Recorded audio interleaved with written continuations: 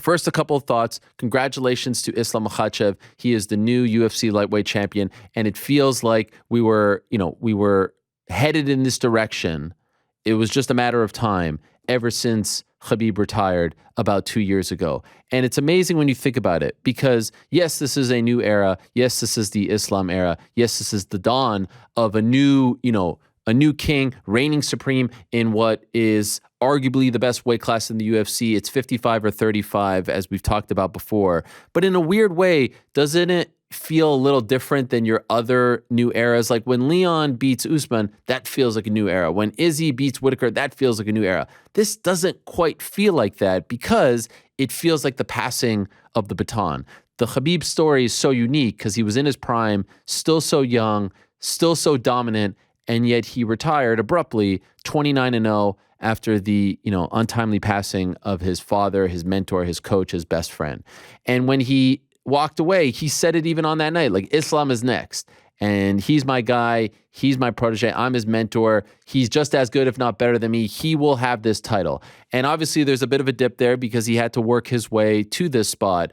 But now it just feels like, all right, there was this dip, and now the two eras are combining, and there's a passing of the baton. And it was a beautiful scene in there. In the same city, in the same place where Khabib retired, here's, Khabib putting the belt around his guy's waist. Here's Islam giving Khabib the belt. Here's Islam giving a shout out to the late Abdul Manap.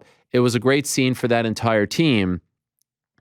And it makes you wonder just how long he is going to hold the title for, because he looks incredible. He continues to finish. He is a killer out there as far as his submissions go, his grappling goes, his striking goes. He looked great. Credit to Charles Oliveira. He hung tough. But Islam's on a different level right now, and one could argue that his toughest fight is going to happen next. It's going to be Alex Volkanovski moving up. Now, is Volkanovski too small? We'll find out, but this feels like a big deal. Volkanovski did everything right. He made weight. He was there. He was ready to go. He put himself in position to be talked about, called about. I love that he got in the cage. That was brilliant stuff from DC. It was shades of, Rampage and Rashad back in the day. We haven't seen that in a while. I thought it built it nicely. It got us excited about that fight.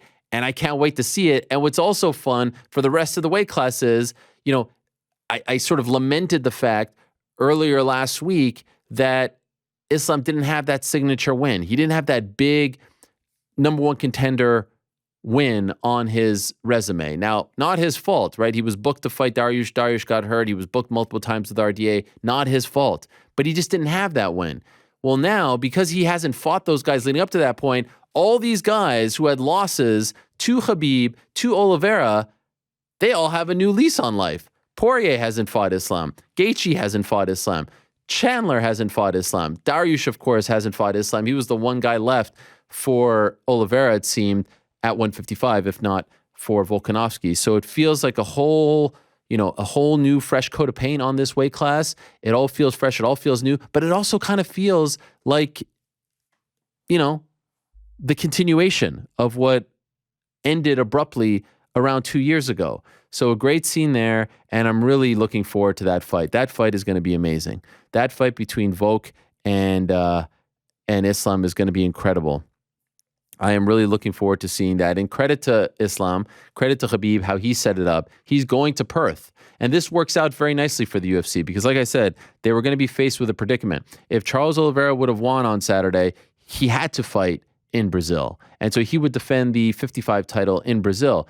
And then you're left with a situation where Volk just did all of that to not even get a 55 belt because it would make absolutely no sense to have Volk not fight in Australia. Having him fight in Brazil would seem very, very weird. Now, I'm sure they would have sold it out and, they would have done well in that regard because the product is hot. They hadn't been to Australia in quite some time. But this is actually a lot cleaner. Now, of course, I know that Charles Oliveira didn't want it to go down like this, but he's going to be fine. I say do Charles Oliveira versus Beneil Dariush as a potential number one contender fight. Dariush, if there wasn't a Volk situation, he'd probably be next.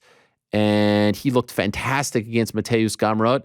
Have him fight Charles in Rio, wins that fight, give him the title shot, have Volk fight Islam in Perth the following month, February 11th. It would just be scenes galore. Great performance from Islam. Massive win for Aljamain Sterling. Massive, massive win. Yes, TJ said he was hurt, but you can't take anything away from Sterling.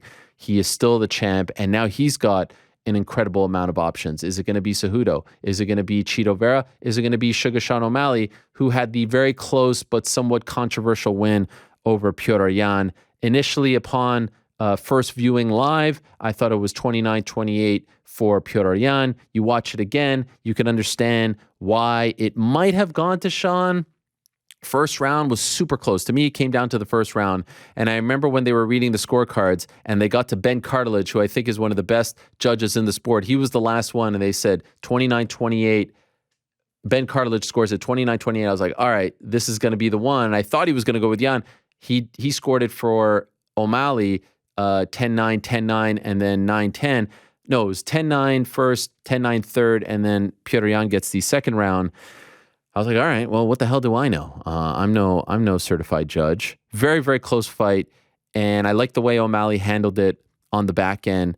It was almost like a guy who had to process what had just happened. And yeah, maybe a guy who thought he was about to lose, but also a guy who had been taken to a place that he had never been taken before. He took some big shots. And, you know, he threw some big shots, but also absorbed some big shots. Both those guys. I wish that we got 2 more rounds of those guys, because that was incredible stuff. You feel for Yan. That knee proves to be costlier and costlier as the days go by.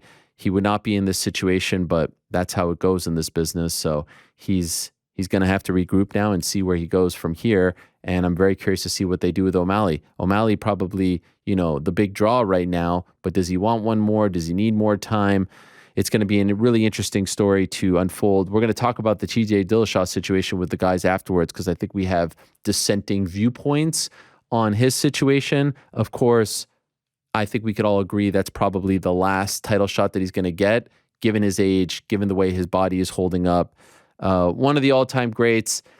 You know, he's going to always have to answer for the EPO.